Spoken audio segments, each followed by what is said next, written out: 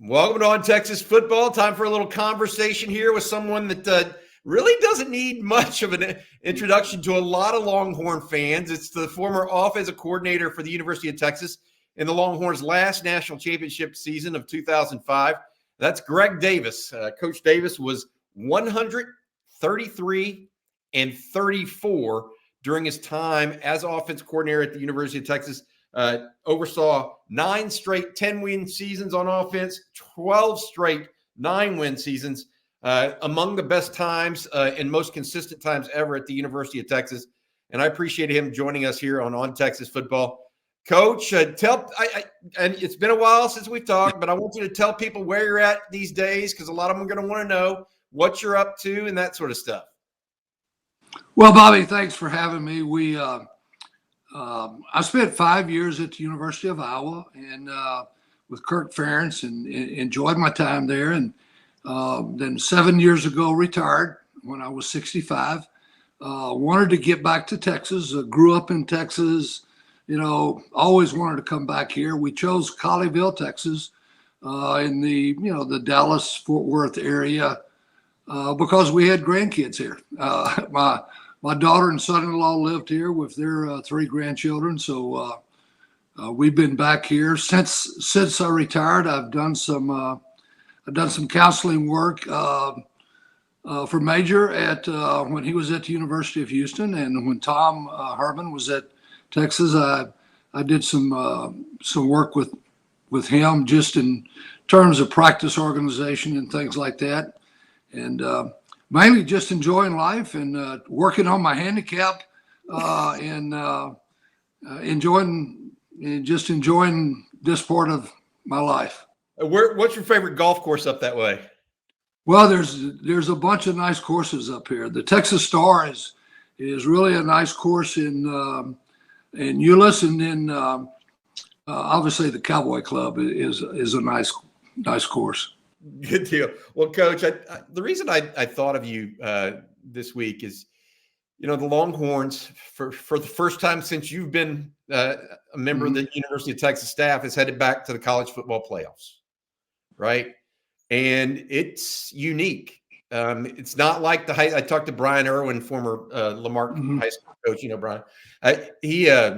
He's like, well, college is just different because in high school you go straight into the playoffs and it's bing, bing, bing each and every week, right? Well, in college, you go to the playoffs or a bowl, and there's a month difference between the Big 12 championship or whatever championship and what you're getting started. I wanted to get your feedback on kind of what you think that process looks like, and tell people what that looks like from your perspective. Well, there's a couple things that we always did, and one, you wanted to give the players some time off. They've been hard at it since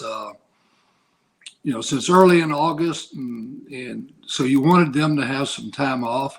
You wanted them to have some time to also work on their studies, because you're right in the middle of finals this time of year. As coaches, you wanted a chance to kind of catch up in recruiting, which never stops, but you want to kind of make sure you're on top of that, and high school playoffs, et cetera. It's also a time to evaluate a little bit of what you've done. Go back over your red zone offense, your short yardage, things that you felt like maybe during the year you just wasn't quite pleased with. Go back and see if there's a reason that happened. Coaches are out recruiting during this time of the year. And then, depending on when you're playing, which in this case is New Year's Eve, you want to make sure you have 10 to 12 days to really prepare, because Bobby, we always wanted to have the game plan in when we arrived at the site. So when we were getting ready to go play USC, for example, our last practice at Austin was if we were going to play them 2 days, so it was like a typical Friday walkthrough during the season. when we got to the bowl site, because there were going to be so much ask of your players and your staff, you didn't, or at least we didn't want to be adding a bunch of things. We wanted to be polishing up what we were doing, making sure the players were really confident in the plan, and then go from there. And I think that's probably pretty typical of the way people do it. What you don't want to do is you don't want to give them the plan so early that they're bored. And so there's always a couple things at the site that you may add. Hey, we're going to tweak the red zone a little bit just to keep them. But that's kind of the way I think most people go about that process, because you're right. It is different than playing on Saturday, evaluating the film on Sunday, and then getting started again during the week. Hey, Coach, you talked about that time against USC. You've had 2 national championship game appearances, not only the one against USC, but also the one against Alabama. Texas beats Washington. We might see a rematch of that of sorts. Take us through the emotions.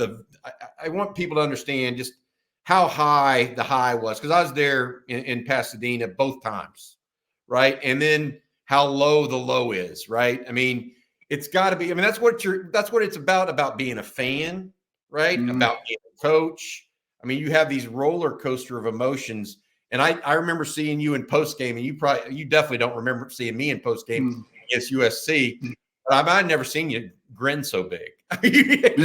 You had one going from ear to ear, right? Yeah, sure. It's I did it for a long time, Bobby. I did it for 43 years. Yep. And you realize somewhere along that journey how special these seasons are.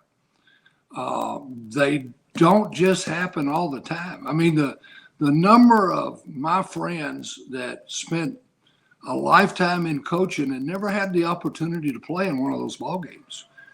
So even though everybody says, well, I'll think back when I retire, I'll reflect back. You're not living in a vacuum. You realize that is a special team, a special moment. And so you do. There's no question. There's a certain joy. I'll tell you a great story, a true story. We're flying home from USC, and obviously not a whole lot of sleep the night after the ball game. And so Coach Rawle was sitting across the aisle from me. Well, I grew up as a Texas high school football player and coached high school ball in Texas. And Coach Rawle was like an icon. And so getting to know him was a huge part of my life at Texas. So we're getting ready to land. I kind of sit up in the chair. The pilot says we're making our final approach. And Coach Rawle looks over at me, and he said, well, Coach, you checked off the last thing in the box. And I said, excuse me, Coach, what are you talking about? He said, Greg, when you come to Texas, they give you a list of things you have to do. Last night, you checked off the last thing in that box. And I said, well, great, Coach. I appreciate that. And he said, now, Greg, when this plane lands, they're going to give you another list. I love it. That's what it's like coaching at Texas.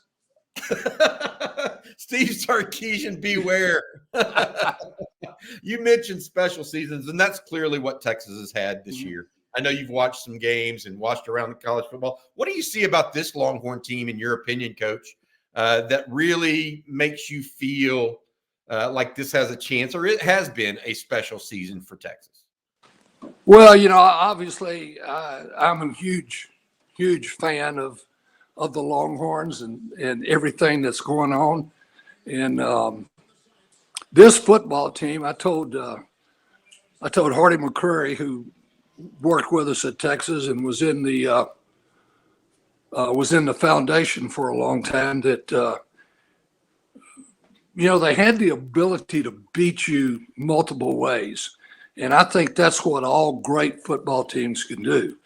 They can offensively, they can beat you throwing the ball. They can beat you running the ball. Defensively, they can rush the passer. They're strong up the middle. Special teams are solid. And so I thought early in the year they had an opportunity to really have a special year. Anytime you have a quarterback coming back like Quinn that has been around, they give you a chance. So you mentioned Quinn, and you mentioned early on that you thought they had a chance to have a good season. What are some of the things that stand out to you about this Texas team? You mentioned strong up the middle, good receivers. Anything in particular like that you feel like Steve Sarkisian's done to bring out of these guys to get them where they're at? I don't know, Steve. I actually met him at the USC ball game. There was a function for the staffs, but I don't know, Steve. But there's no doubt in my mind he came in with a vision of what a national championship team should look like. I've kind of heard him talk about it a little bit, and we got to get bigger in the lines. We got to be more dominant in this area. So I think he had a plan. He went about recruiting to that plan. He's obviously got a great offensive mind and does an excellent job of calling the football game, and trying to, I think he's one of the best in the business of making sure that the great players get a chance to beat you. I know, when I was at Texas with Ricky Williams, it's easy. You say, if your tailback is a difference maker, you turn around and hand it to him 30 times. But when your difference maker is a wide receiver, a Roy Williams or a Worthy, it's not always as easy to get them the ball as it is turning around and handing it to the tailback. And I thought he does a great job of scheming up ways to get those guys open and give them opportunities, because you want your playmakers to make the plays in a big game for you. And then, I think when they lost the ball game to Oklahoma in a great football game, if you're not a Texas fan, and just really enjoyable game to watch. Obviously, we were all sick, but I was at a function that afternoon, and Vince Young was there, and so Vince and I were talking about the old days, and he said, "What do you think, Coach? What do you think this will do?" And I said, I really think this may be a defining moment for this football team. They prepared well. They go to Alabama. They win by double digits. They come back and they played well, and now they lose a heartbreaker in the last seconds. And how they respond to this, I think, will be really critical in what kind of season this turns out to be. And obviously, they did a great job. And so I just think Steve has really done a great job of bringing in the kind of football team he visualized that was going to be necessary to compete at the highest level. It makes total sense, because they've been talking about big humans and that sort of vernacular that you've heard for decades, right.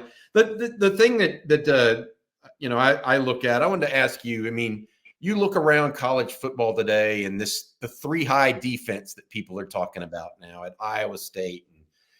Are there any what Kansas and their offense coordinator was able to do?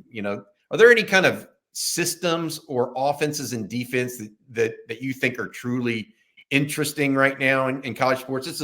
taken you away from Texas, really, and just talking about college football in general? Well, I think that from an offensive standpoint, I think the RPOs is something that was, I've been out 7 years now, and that was something that was kind of just coming in towards the end of my last couple of years. I think that's always interesting. I was brought up initially by Emory Bellard in college football. And I asked him one time, and young fans, Bobby, won't even know what you and I are talking about right now. But I asked him one time about the reason for the success of the wishbone. And he said the success of the wishbone is predicated on the fact that the decisions are made post-snap. So where you hand the ball, where you keep the ball, where you pitch the ball is determined post-snap by what the opponent does. Well, that's what RPO football is.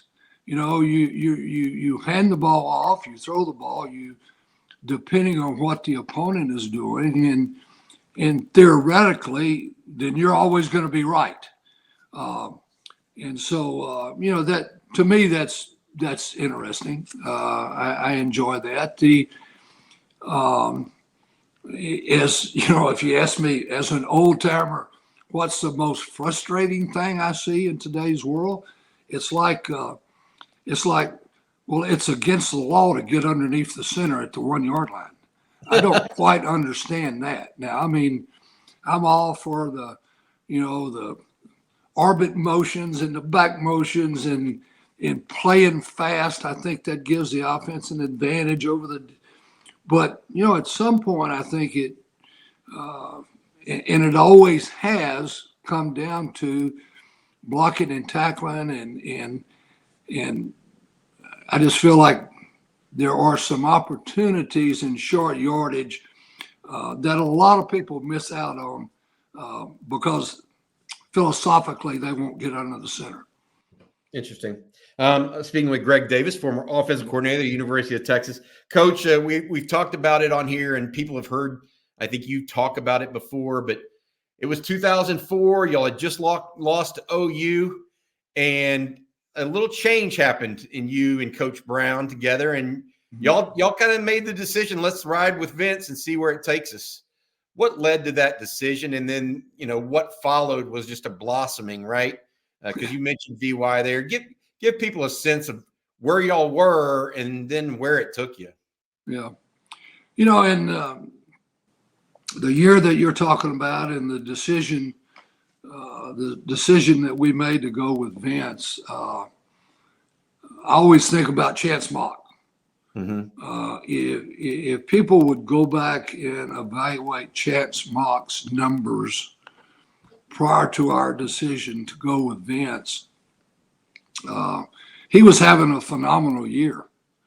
I think at one point he had thrown 14 touchdown passes and 2 interceptions. Or anyway, he was really having a good year. When we recruited Vince, it was an interesting story. I was in Vince's home, and his mother said, "Coach Davis, I want to ask you, I've been told you're a drop back guy." And I mean, you can tell right off the bat, somebody's put her up to this question, said, "You're a drop back guy. And, what are you going to do if Vince, becomes your quarterback?" And I said, "Well, I like to think I'm a coach, and coaches take the talent they have and adapt with them. So when Vince becomes our quarterback, I'm sure we'll do exactly what Vince can do." And so when we did get Vince, we started working on the zone read, even though we wasn't sure when he was going to take over and all that. But we started working on, and we chose that avenue, Bobby, because we said, okay, we'll be stupid not to use his legs. I mean, that's not smart. But we don't want to run some kind of offense that is just predicated on his legs. We didn't want to run a Houston veer or, just option football. So we said, let's do something that involves the run game. Let's do something that will take advantage of his skills. It will also create, great play action, and give him an opportunity to really grow into the position. And so we had been working on the zone read, and even though we had not really used it much to that point, the Oklahoma ball game, we were not as good in the offensive line that particular year. We were having a hard time protecting Chance.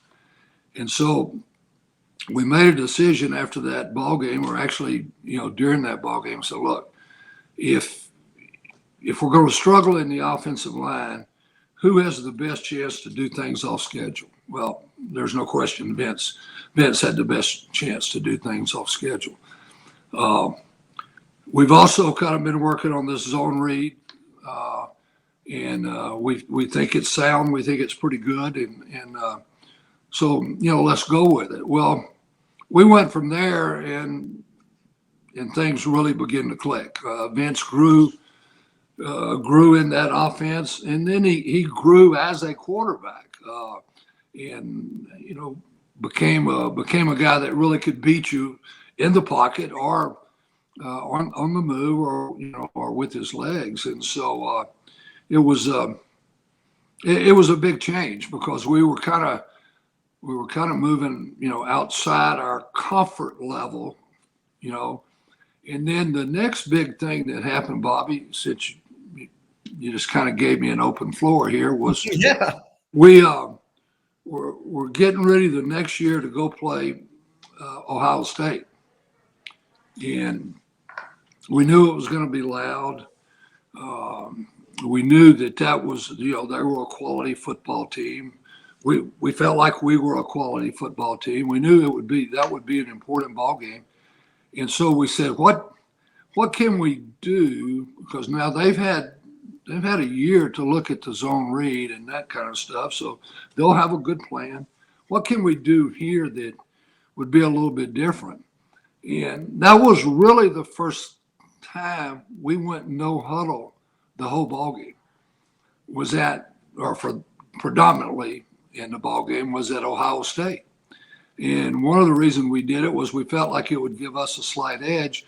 Also, we thought it might take their crowd out just a little bit, working from the line of scrimmage and using hand signals. So, but when you got guys like Vince, and you got guys like Jamal Charles and Selvin Young and David Thomas, and you can do a lot of things. It makes you look smart. Yeah. Well, you helped Texas to a national championship, the last one. Longhorns' last playoff appearance in 2009, 2010.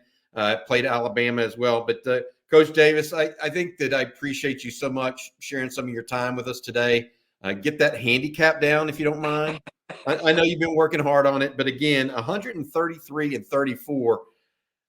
I want to say this: Texas moving into the SEC. I didn't even get a chance to talk to you about that, but I think Texas fans are hopeful that what Steve Sarkisian has going right now is something that's building like what you guys created, so that it's sustained success. Sure. Not just one thing, That's right.